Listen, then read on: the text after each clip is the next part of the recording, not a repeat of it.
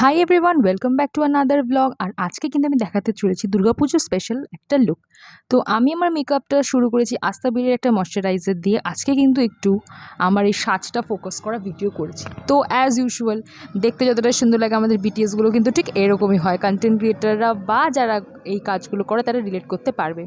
Makeup ready, আর এই শাড়িটা কিন্তু আমার দুর্গাপুজোর স্পেশাল শাড়ি, যেখানে মায়ের সুন্দর একটা মুখ আছে। আর পুরো শাড়িটা তোমাদের দেখানোর চেষ্টা করব। তো রিসেন্টলি আমি নিজের টাকা দিয়ে ফর দ্য ফার্স্ট টাইম একটা গোল্ড জুয়েলারি আমি পারচেস করেছিলাম। এই স্বস্তিক পেন্ডেন্টটা আমার ভীষণ পছন্দের। সত্যি নিজের জিনিস কেনার একটা আনন্দই আলাদা নিজের টাকা দিয়ে। তো তোমরা জানাও এইটা কেমন লাগলো? আমার তো এটা ভীষণ পছন্দের, বিকজ আমি একটু লাইট ওয়েট জুয়েলারি পছন্দ করি। তার সাথে আমি কিন্তু আমার ফেভারিট গোল্ডেন চুড়িগুলো পরে নিয়েছি। আর এইটা কিন্তু শাড়িটার আঁচল। তোমরাই বলো এটা কেমন দেখতে? মানে আমার তো এত পছন্দের। আমার মাও লিটারালি আমাকে বলেছে, "এই শাড়িটা তুই পরিস, আমাকেও কিন্তু পরতে দিস।" ডেফিনিটলি আমরা দুজনে এই শাড়ি শেয়ার করে পরি অনেক সময়। সো এইটা ছিল কিন্তু আমার শাড়িটার চারিদিকের ডিজাইন। পুরো বডিটা জুড়ে কিন্তু স্বস্তিক চিহ্ন আর মা কথাটি লেখা ছিল।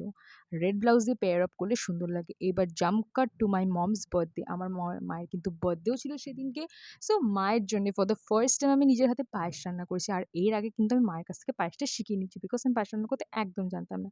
সো রেডি, খেতে কিন্তু খুবই সুন্দর হয়েছিল। দেন বিকেলে চলে গেলাম মায়ের জন্য একটা কেক আনতে। আমরা ফ্যামিলিতেই বাড়িতেই সেলিব্রেশনটা সেরে নিয়েছিলাম।